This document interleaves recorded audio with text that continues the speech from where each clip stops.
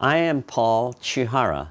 I am a composer, and I'm writing a concerto for piano and chamber orchestra for a wonderful pianist whom I only recently met, named Quinn Nguyen.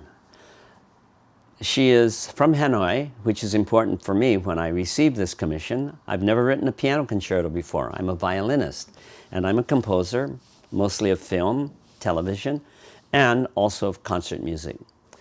For many years, I worked in Hollywood. I still do occasionally. I've heard a lot of Vietnamese music, pop, and I guess classical, but I see it on YouTube, and I see it in concerts. The guzheng instrument that is like a sitar, it's an instrument that's played very fast and always with percussion.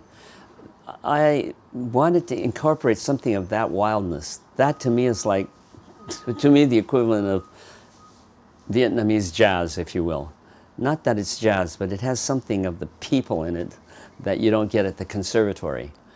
And the other image I had, and I've never been to Vietnam, but I've always thought of Vietnam as a country that's drenched in continuous rain. I don't know why I have that image, but the idea of rain being such a romantic, natural phenomenon, bringing nature into the lives of people. So there's a great deal of that in the orchestration for this piece. Remember that I studied in Paris with Nadia Boulanger. I'm a great student of French Impressionism, both painting and poetry, but mostly in music. And a lot of that color and that Never Neverland wistfulness and magic I wanted to be in this piece. The piano itself is an ideal instrument to create that because it can sound like the guzheng, it can also sound like the piano. It can sound like anything, particularly when you have a sensitive piano, like Quinn is.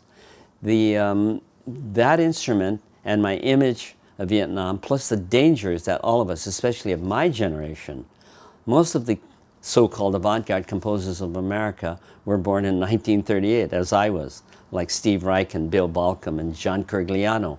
And we all had to deal with the reality of Vietnam. Would we be sent there? So there's a question in this concerto. I'm coming to terms with my own very mixed feelings of that period.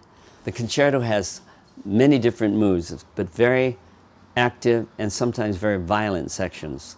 But my idea was not to write a piece about the war, but about the people in it, and primarily Quinn herself.